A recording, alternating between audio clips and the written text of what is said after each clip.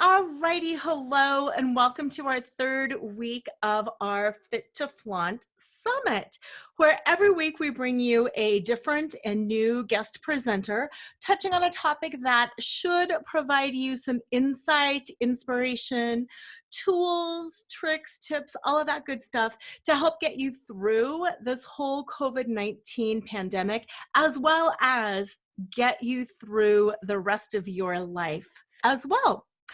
Today, Jason, Kendrick, and I are going to be talking about nice guy and superwoman syndrome. And in case you're not exactly sure what that is, don't worry, we will explain it to you.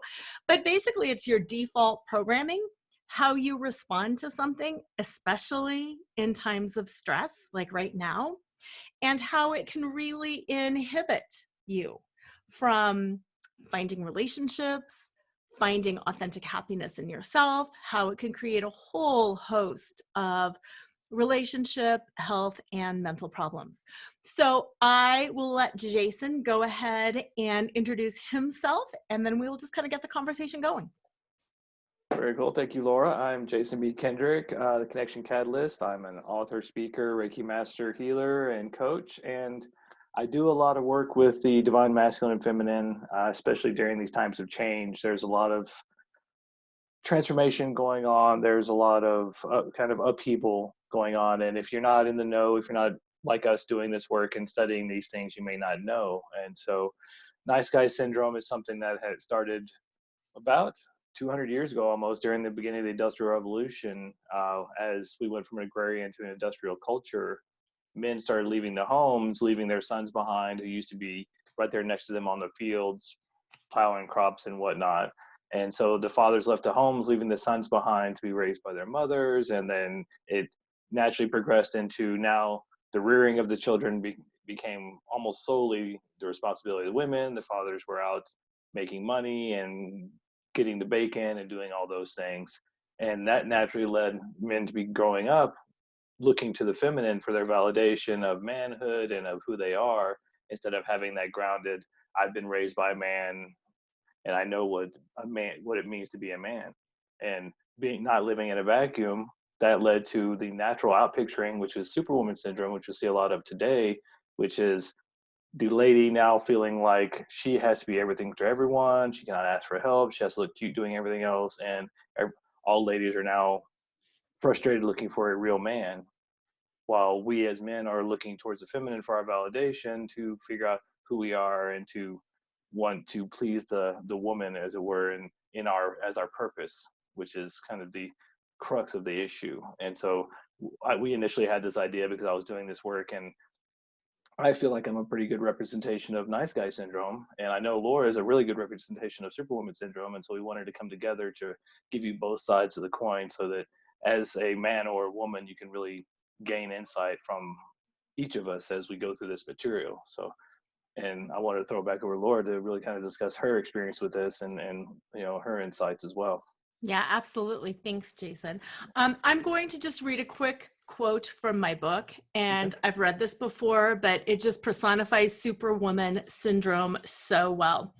It is the quote from Bob Thaves about Fred Astaire, that sure, he was great, but don't forget Ginger Rogers did everything he did backwards and in high heels. And the book goes on to say, we are so used to dancing backwards and in high heels that we lose fact of the sight that what we do day in and day out is extraordinary.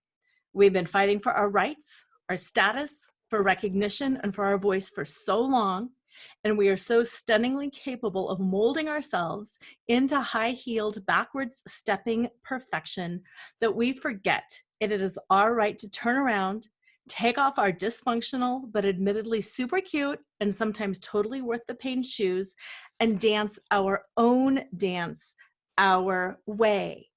And as an outcropping of that, we also forget that we have the right to not dance at all. We don't have to dance forward or backwards or sidewards. We can stop and we can not bring home the bacon, not fry it up in a pan, not take care of men and kids and the animals in the house and our careers. We can absolutely stop. And that is the problem of Superwoman syndrome. We have been told that we can do it all, and we can, but that's not the point. The point is figuring out, do we want to or do we not want to? And sometimes it's okay to admit that we don't want to. We can, but it doesn't mean that we have to. And I know Jason does a lot of work with, connections and relationships. And think about, in a relationship setting, who is typically, not necessarily stereotypically, but who is typically in charge of the relationship? Oftentimes the woman. I'll plan the date, I'll make the meal, I'll take care of this, I'll do this. And then what happens is the woman starts feeling resentful. Why does he not do anything? Does he not care? Well, part of the reason is you, as the woman who's doing all of this, you have pushed the guy into a place of not knowing what to do. Sometimes, if you're, and this is touchy to say, but I'm just going to say it. If you're constantly asserting your own way, you're basically you're emasculating the man and telling him, you don't know how to do anything anyway. Just do it my way. So then men are like, forget it. I'm just going to be the nice guy, and I'm going to sit back and I'm fine. Don't worry about it. So then it creates this super nice guy who's now looking to you saying, did I do it right? Did I bring the right flowers? I don't know. Tell me what to do. And there's no balance of relationship there. Yeah, and my experience, especially with a lot of the ladies I've worked with in relationship, is that we as men have been trained to look to the women by our mothers because they did the best they could to raise what they consider a good man. And having had their experience, they tended to teach the opposite. And so we've been trained to look to the women for, well, what do you need? What do you want? What can I do for you? How can I help you? And that's just one more thing on your plate as a woman to tell us what to do. And then a lot of times, like what you're saying, there's no space for the man to contribute. There's no space for him to stand up and be a leader in the relationship or a contributor. And so the idea, especially, and this is what is really fun and sometimes not so fun depending on how you've been raised, but the realization that the lady does not need to be the number one thing in a man's life. His purpose should be number one. His purpose is what gives him the foundation. And what we've been trained to do is put the woman first as our purpose. And some of that comes from nice guy syndrome. Some of that comes from princess syndrome, where we've all been taught that the little girl, she's a princess, she gets everything she wants. Daddy's a little girl, all those different things. And so coming from a rearing or background of looking to mother as the end all be all of our rearing, and looking to the feminine as the one that validates us, and then going into a school system that's 95% feminine, we've just been trained into looking to the feminine for, well, am I doing it right? Am I okay? Should I be good enough? And then what I hear a lot from ladies is, can I just find a real man who knows who he is and can plan things and just stand on his own 2 feet? Well, we've been trained not to do that. And so it's a retraining process, which takes awareness on both sides of, okay, I can see his nice guy training. And as from the guy's point of view, I can see her Superwoman training. And so how do we come together and collaborate and sometimes even simply delegate? Okay, this is what you're responsible for. This is what I'm responsible for.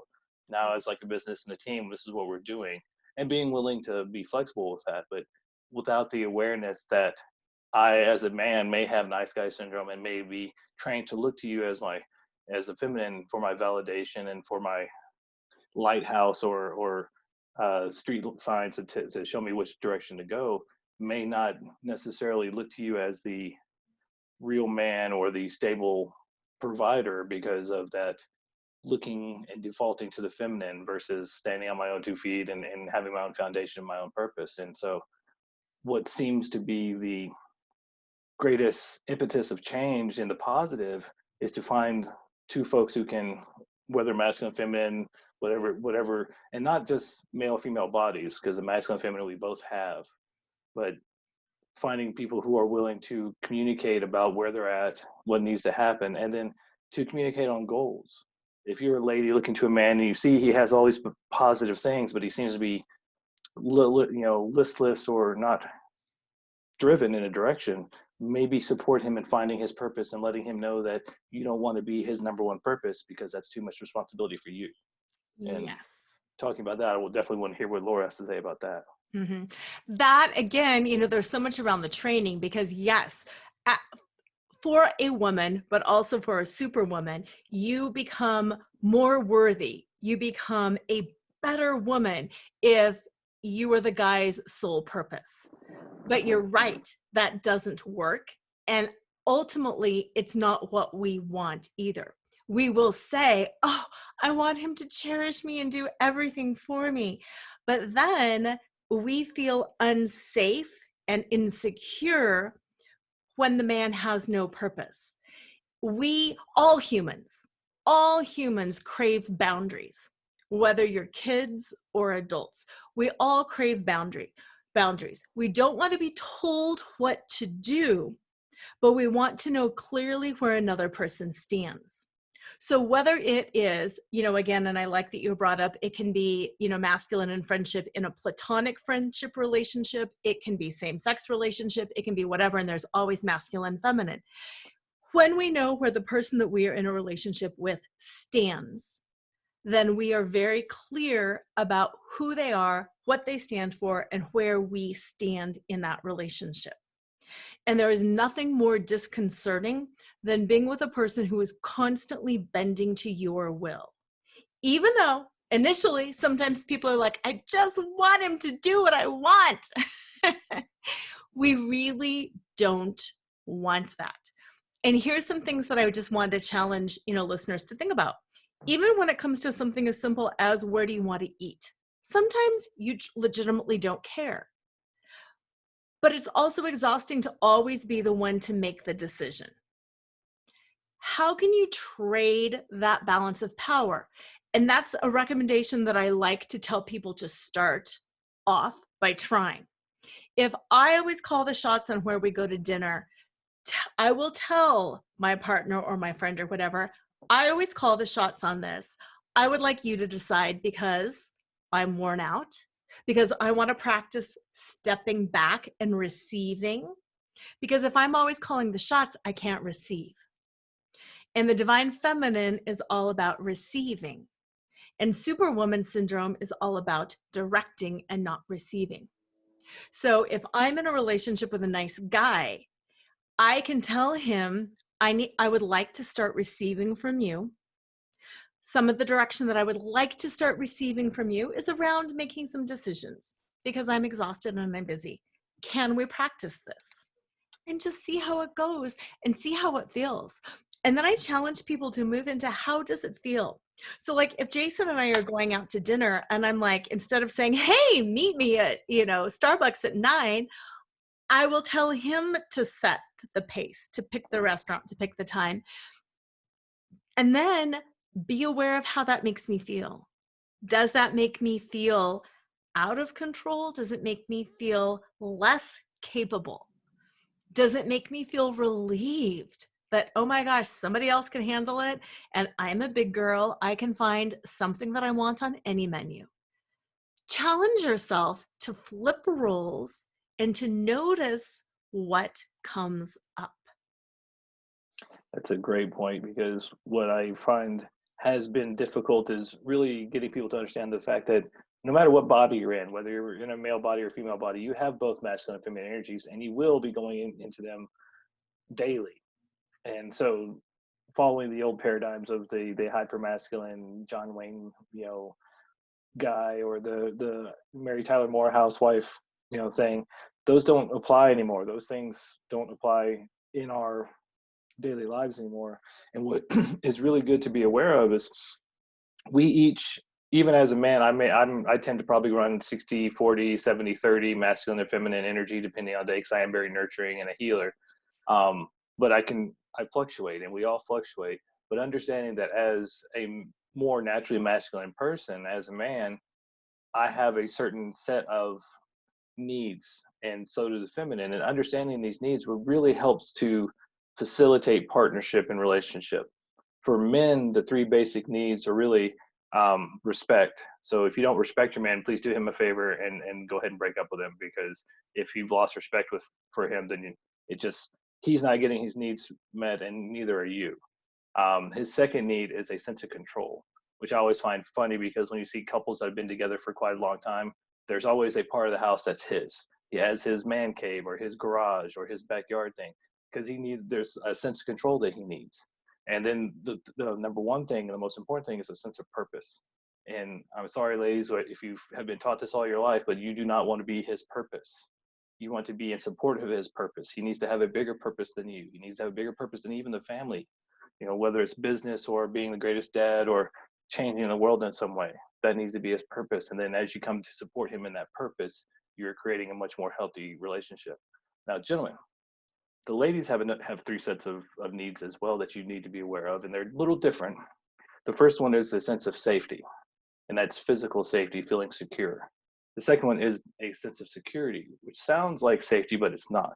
And if you've ever had the "where's this going" conversation with your woman, what are we doing? That's a sense of security. If you are strong in your purpose, if you know what your purpose is, she will feel much more secure with you. And it really comes down to, are you willing to tell her no or set boundaries in the relationship? Because if you can't tell her no in some situation where you need to be focused on your purpose or something else, how can she trust you to tell somebody else no, or some other lady that comes into your life? So that's part of that safety and security, those needs that she needs. And the third one is presence. And if you've ever had this "where are you" conversation, I know almost every guy has, you've zoned off on the sports or the TV or something, watching a movie, and she's like talking to you, and you're like, yeah, honey, yeah, She's like, what did I say? Where are you? What are you doing? You're not being present. Save yourself a whole lot of time and be present as much as you can. It's kind of the quality over quantity thing. You don't have to be 100% focused on your woman all day long. That would drive her crazy. But when you are focused on her, be 100% there with her. And these are the times where you can actually hear what she's saying, what her needs are. You can actually express your needs and come up with a plan that can support both of you. But I know, and it's always, I sometimes feel like I should create some sort of stand-up comedy routine around this, of how we're like, don't date until you're in college, or don't date until you're this age, or don't have any boys or girls over, or don't do this or don't do that. And then as soon as you graduate high school or you get into college or get out of college, you're like, why aren't you dating? Where are my grandkids? What's going on? And you're like, I have zero experience relating to people. I'm not sure what you want me to do here. And this is where, okay, I wasn't taught this before. Now I take the responsibility as an adult person to train myself. And there's so much information out there. There's Laura and I, and there's all the books by John Gray and all these other folks that are really good information, and make your life easier. Study, teach yourself these things you may not have learned in the past. And when you get these things in your purview, into your toolkit, and you take it forward in your relationship and create a relationship of communication and exchange and give and take, you will be much happier in the long run, and definitely have a lot less struggle and drama and stress. Right. And I'm going to pick up on the safety and the security needs of the woman, because a lack of safety and a lack of security is really, I think, the root cause of a lot of Superwoman syndrome. Looking back to our fathers, and this is not bashing our fathers at all, because all of our parents did the best that they could with the information that they had at the time, with, a rare exception of a few people. Most people do the best that they can. Most of our fathers or grandfathers didn't create safety around us the way that we required. If we had a father who was too militant, to you will or you will not, it's not safety, it's threat and it's fear. And we didn't feel heard and seen and loved. We felt controlled. And the feminine does not want to be controlled. Masculine doesn't either, but the feminine does not either. On the flip side, if we had a father who was not very present and didn't set boundaries around us and whatever, dismissed it to the mom, you take care of it, your kid, your whatever, I don't know. We came to believe that the masculine didn't have any structure. And we need the structure. The feminine is free flowing, it's deep, it's rich, it's creative, but we need the structure around us, not to contain us, but to give us the ability to grow. I like to think about it in terms of a kite string. If you have a kite on a string and somebody's got firm control guiding the string, that kite can soar. If you just cut the kite loose, it just boom, and it crashes. Feminine is divine, it's powerful, it's creative, and it needs some structure around it in order to fulfill its purpose. Yeah, the analogy that always comes to mind for me that really helps me to keep that in mind is that the masculine needs to be like the riverbanks. Mhm. We create structure, we give a direction, we give an area for the feminine to flow, but the feminine has still the freedom to flow and rage and do those things, but there are some boundaries. Or like the flagpole, it holds the flag and lets it flap, but Right. doesn't let it fly away. Right. So if we've been raised by somebody who's not a divine man, which I'm sorry, 99.9% of the people just weren't. Our society, our culture is just not up to that level. The world is not right there. We don't completely trust the masculine. So that's why we pull out that masculine within ourselves. And we're like, if I can't trust men, that I've got to create some boundaries. And then we start raging against the masculine for not having boundaries. And I sound like a witch saying this, but women will test men. I have tested men. Women will always test men. And there's truly nothing wrong with it, but it's we're pushing and we're testing because we want to see where those boundaries are. And if our man is man enough to stand up to us, not in an oppressive way, but in a way that says, hey, I'm not going to do that. That's outside of my integrity. And the answer is no on that, because that's not who I am. And then we can say, oh, a great example on that is oftentimes we will ask men to promise us something. Promise me you won't do this. Promise. And then we'll say, oh, just do it anyway. Will you just do it anyway? And in a way, it's a test. And when the man gives in, then we're a little bit disappointed by it. We're like, oh, great. He wasn't strong enough. He wasn't strong enough to hold me. He wasn't strong enough. And then we feel let down. And then we know I can't trust anybody. It's got to be me. Superwoman. It's got to be me. Yeah, and even not to even bash fathers or grandfathers even more, but even as men in with the struggle with super or nice guy syndrome, a lot of us in there was a talk I saw once, and it's very telling that 90% of men did not have the relationship with their fathers they wanted or needed, whether they were not there, they were neglectful, they were overbearing, or maybe they had the fathers who were these amazing titans of industry and so successful. Well, they couldn't measure up to that guy. They couldn't, that creates perfectionism, or their fathers were very critical, and that creates perfectionism. It also makes us as nice guys fearful of the masculine. I know I grew up, and one of the signs of nice guy syndrome is we are afraid of other men because we deem them as bullies or mean or asses, for no better term. And so we skew away, and then not having had a good representation of masculine in our lives and shying away from other men, we tend to just follow our training and go hang out with women and cater to women. And so, like you said, if you test us and you say, oh, promise me this, and then, oh, well, don't worry, just go ahead and do it, we're going to do whatever you say, because that's what we've been trained to do. And so it takes awareness of this and retraining basically to get to the point of what is my foundation as a man. And one of the things that is lacking is there is no rite of passage anymore for boys into manhood. I know I spent most of my life still not feeling like a man because there was no delineation. There was no, okay, here's the line, now you're becoming a man. It was just, okay, go out and do your thing. And, there's no real support or real guidance. And I'm floundering, wondering what I'm supposed to be doing and not feeling like a man, and then being afraid of other men. So I have no healthy masculine influences. Right. Until I started to create them. Yes. Or invite them in. And that's my next question is I want you to say what you think women can do, especially there's a lot of single moms out there, to help their boys, whether or not there's a man in the house or in their family. What can women do to help their boys? And then I'll address what women can do, and men, to help their daughters. But let's start with you. What can women and men do to help their boys become nice guys without being nice guys. Healthy masculine without being toxic masculine. Yeah, yeah, Or, definitely. You you want know, the healthy masculine, and the healthy masculine comes from that sense of self. And so, for single mothers raising their sons, and I lived with my mother for several years, just the two of us, and so I understand that dynamic.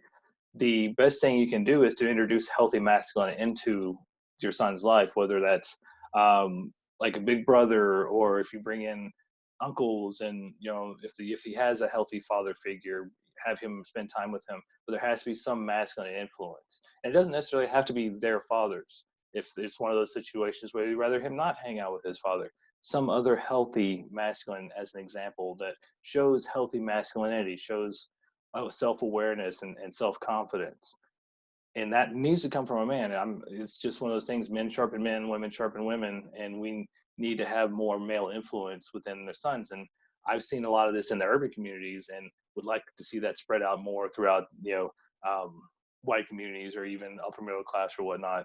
But just having more men who have gone through their process, who have done some work, who are exempling healthy masculine, to become more involved in the lives of little boys, so that they can see that example, because we learn through example.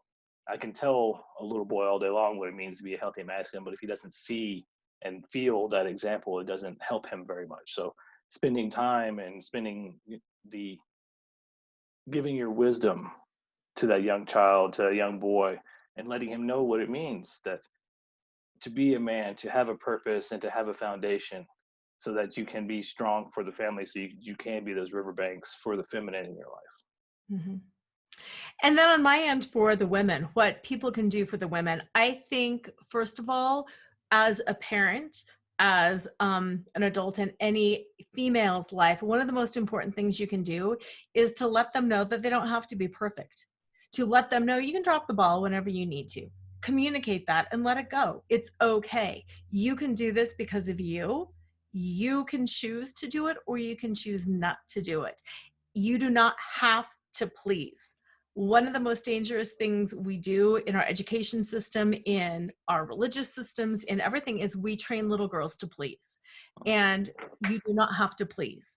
And it sounds counterintuitive, I think, to tell your daughter or your niece or whatever, you don't have to please me. But it's very important for a girl to know she does not have to please you.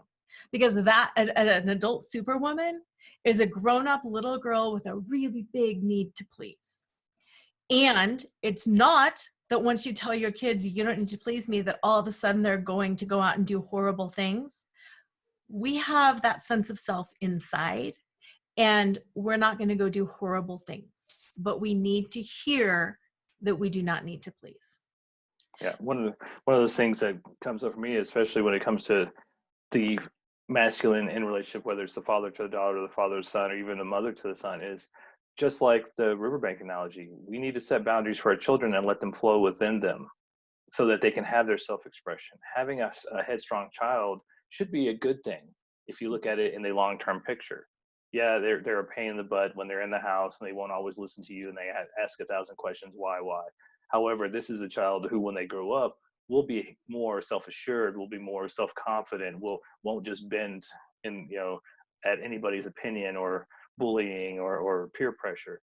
And so it's those kind of things that we must have a more adult long-term viewpoint when it comes to our children that we're raising or even interacting with, Right. and having that forethought for them. Mm-hmm. And even for adult children, I think it's important to continue to let them know.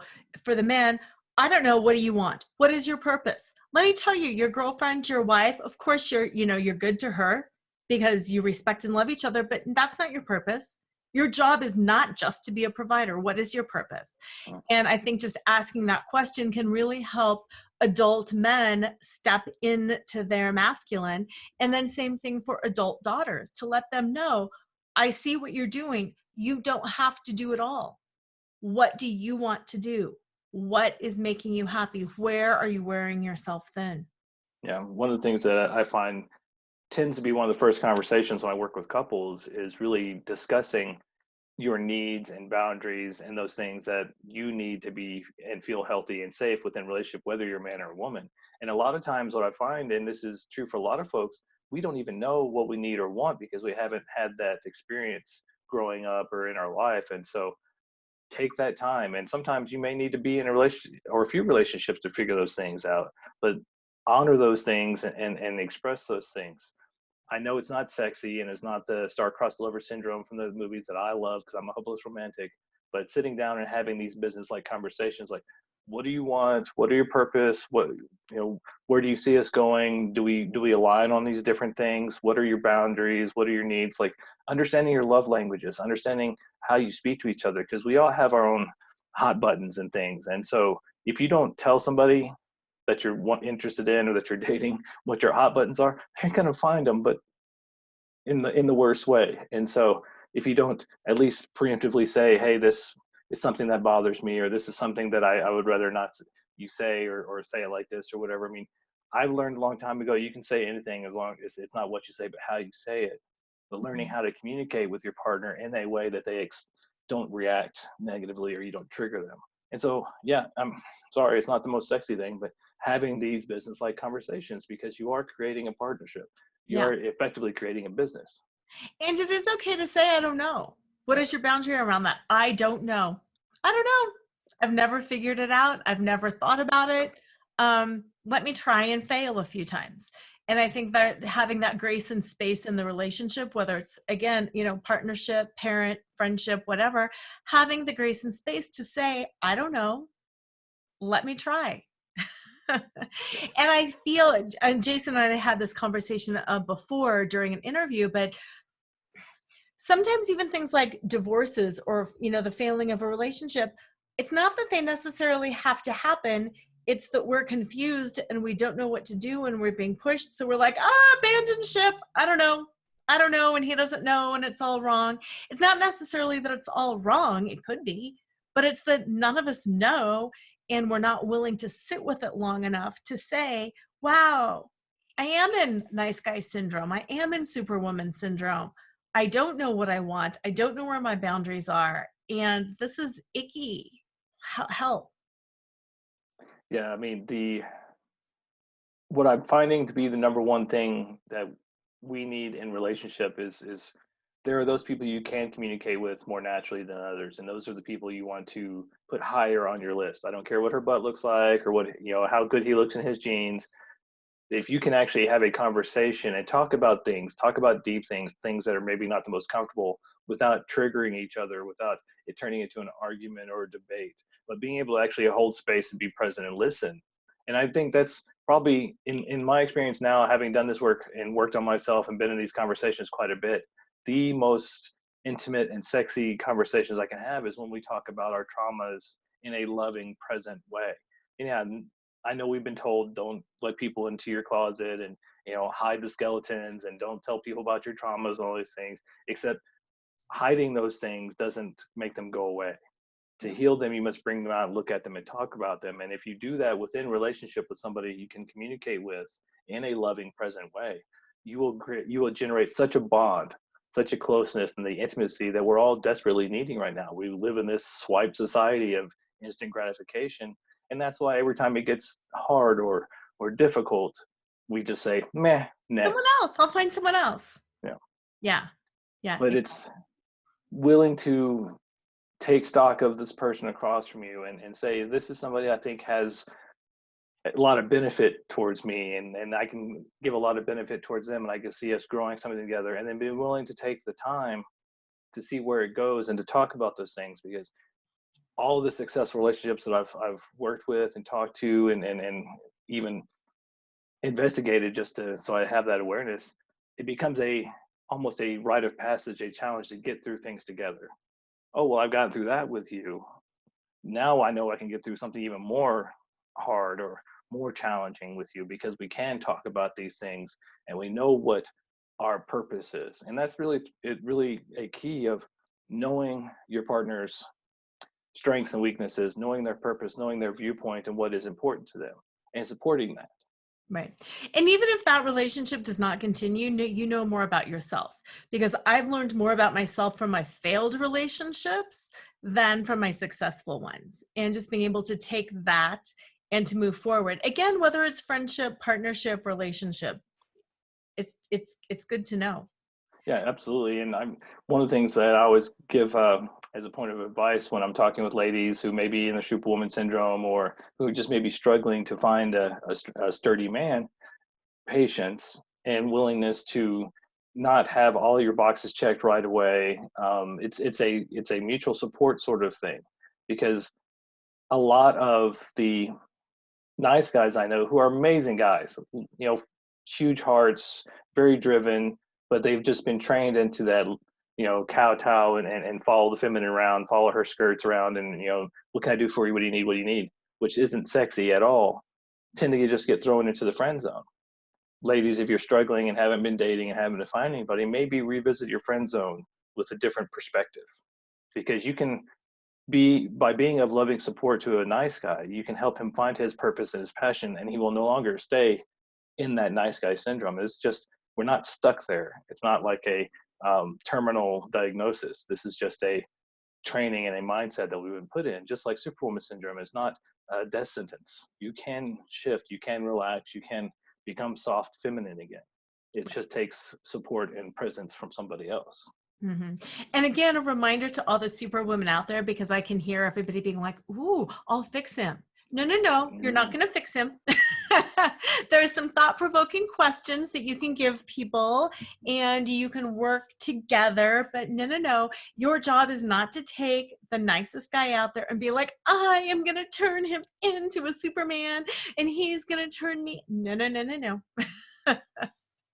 No, that's no one can fix anyone. However, we all need somebody else to help us fix ourselves. And Yes. it's really about being the loving support for him to fix himself and find his purpose and find his passion.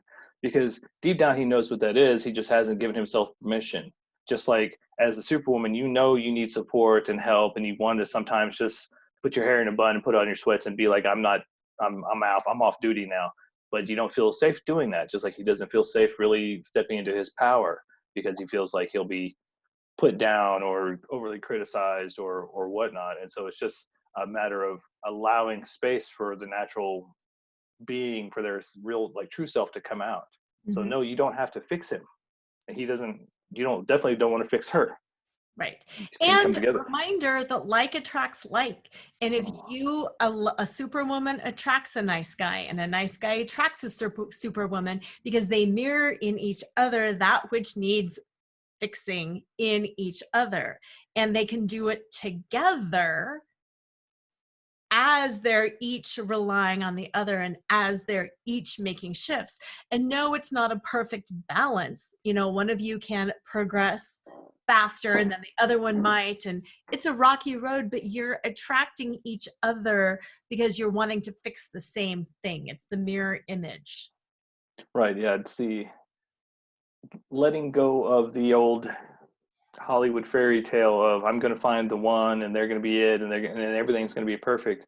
Relationships are really about growth and coming into it with a growth mindset of we're here to heal together and to grow together and to build something together. I know I was a part of that too, and I kept looking for the one who was going to fix me and make me feel perfect and heal all my wounds and all my little boy issues, and that never happened. What tended to happen was my wounded empathness and my nice guy syndrome would either attract another wounded person or the narcissist person who was just going to be very happy to have me do whatever they needed and wanted all the time, so they didn't have to be responsible for anything. And so going through those failed relationships made me realize that, okay, obviously I'm the common denominator in all of this, which at some point we all have to do. If you're struggling in relationships, you have to look at yourself in the mirror and go, I am the common denominator. Right. What do I want to work on in myself? What do I need to be aware of? How do I create a strong spine and a solid foundation and a purpose that will help me to find the right person who would be that person that would be the fit? And also, we all have our fantasy people, and having that conversation in the mirror of, yes, I would like Mr. or Miss Perfect, but would they want me? And if they wouldn't right now, how can I become that person that they would be attracted to? That's a great point. That is a great point, because we do tend to know that, I think. Yeah. Oh yeah, it's always it's very humbling work, and this is not the easiest stuff to do. And I know for myself, I'm you know mid 40s, going, I think I'm almost ready. I think I'm there. course, Getting there.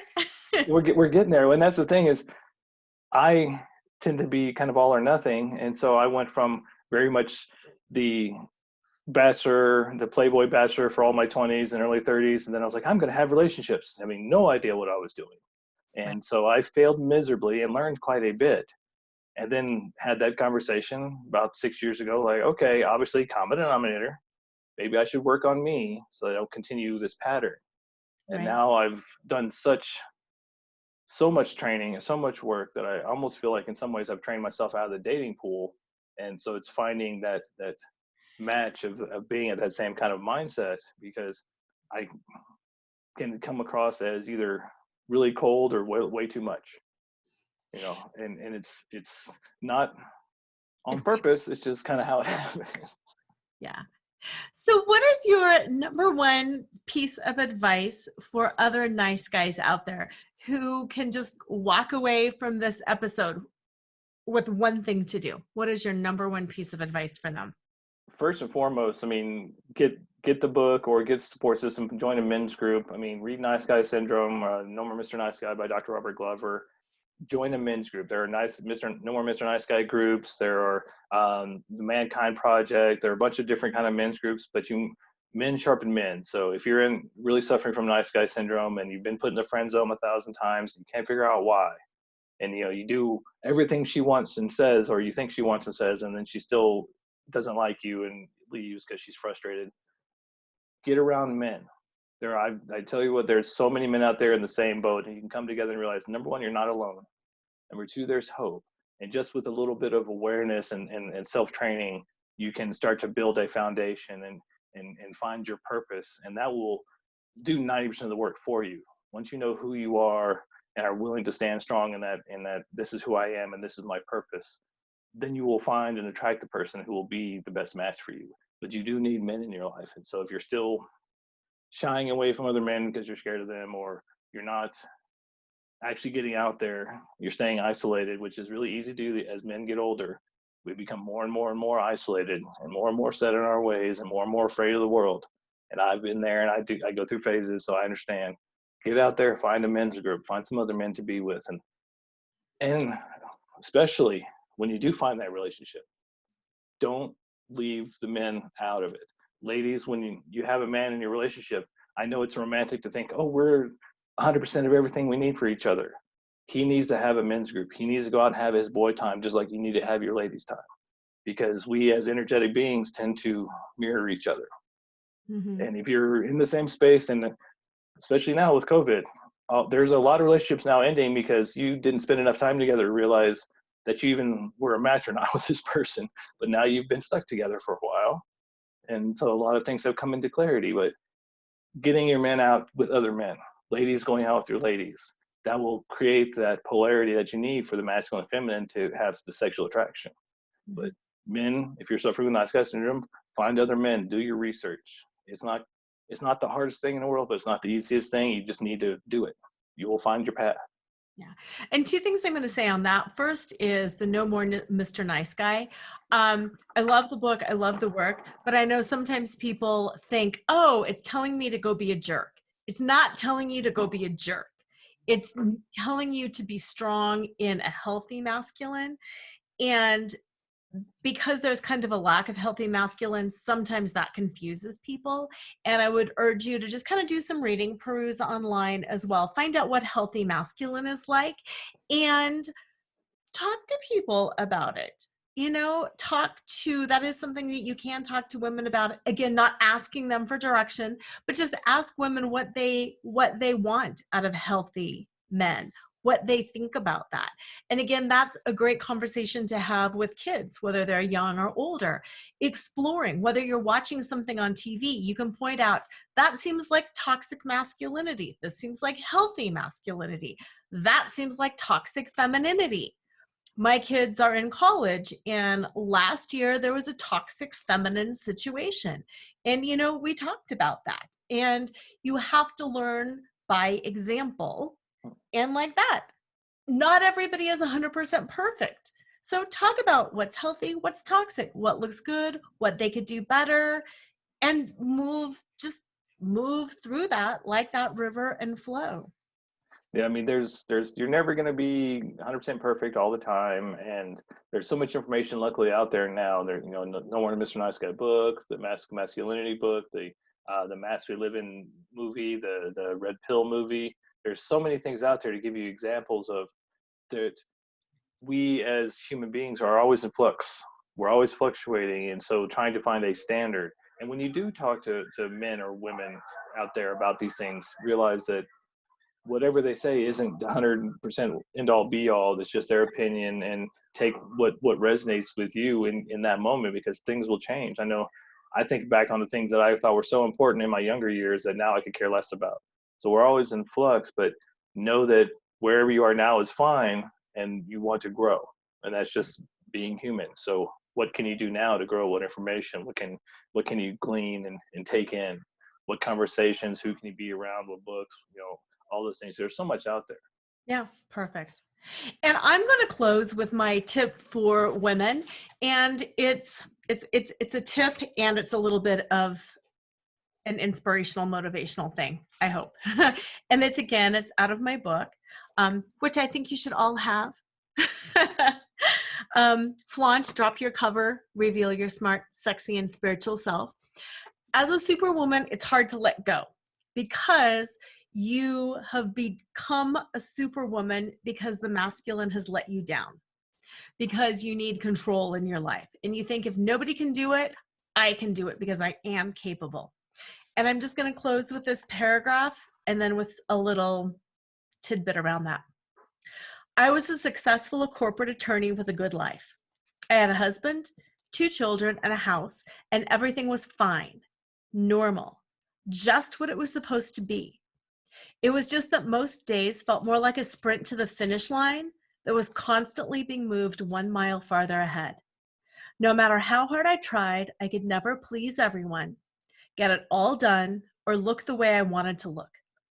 Collapsing into bed, sometimes in the same yoga pants I had collapsed into bed the night before in, I'd wonder, is this all there is? Because seriously, there's got to be something more. And that, I think, defines the problem with Superwoman syndrome. When we are so capable and taking care of everyone and everything, there is no space for us. And then there is nothing more, because that's all we're doing is managing. And the inspiration I just want to leave you with as we close out tonight is, for nice guys and for superwomen, there is something way more. There truly is that ability to connect. There truly is the ability to let it go and to find that masculine that can lead you so you can flow more freely. And men, your purpose is so good and so deep. So yes, if you're sitting there thinking, I'm exhausted, I'm frustrated, and everybody's an idiot around me, I challenge you to just step back, take a breath, and remind yourself there is something more, and to literally open yourself up and see what you can receive. Because you'll surprise yourself. You will have amazing people step into your life who are ready to pour into you once you just step back. And trust me, I know it's hard to do, but that is my number one thing that I want to leave the women with. Step back, allow someone to pour something into you, and just breathe and smile and receive, because there is a lot more out there. And for all of you that have listened to us and you're thinking, oh my God, one more thing that I've got to do and more work, to let you off the hook, what this work is really about is not about doing more, it's about being more. And what you're going to end up finding in this work is that you're just going to surrender a lot of the things you thought. You're going to let go a lot of these shoulds. You're going to let go a lot of stuff that you've been using as armor to cover up who you really are. As you surrender into who you become, who you truly are, you will find your natural flow. You'll find those people that naturally resonate with you. And so it's not about doing more, but about being more and doing less. So it's not as hard as it may sound to you initially. It's really just about the acceptance and the surrender and surrendering into who you truly are, because you are perfect just the way you are once you accept that. Perfect. Well, thank you so much for your wisdom, Jason. I can't wait for us to finally be able to do our actual workshop in real life. But in the meantime, I hope you guys all got something amazing out of this. And Jason, where can people connect with you? I'm pretty easy to get a hold of. If you just look at the bottom of the screen there, Jason B. Kendrick, if you just add a .com, you can find me, you can find my books, find my workshops, some of my other videos and things. And hopefully by the beginning of next year, the Mr. Nice Guy and Superwoman book that I've been writing will be out. So you'll have that to add to your collection of awareness. And we will be doing this live. So once we get done with all this quarantine stuff, come and see us live and share your awarenesses with us, because we're still learning as well. Perfect. And same thing, I'm LoraCheadle.com. And thanks for being here. Thanks. Bye. Bye.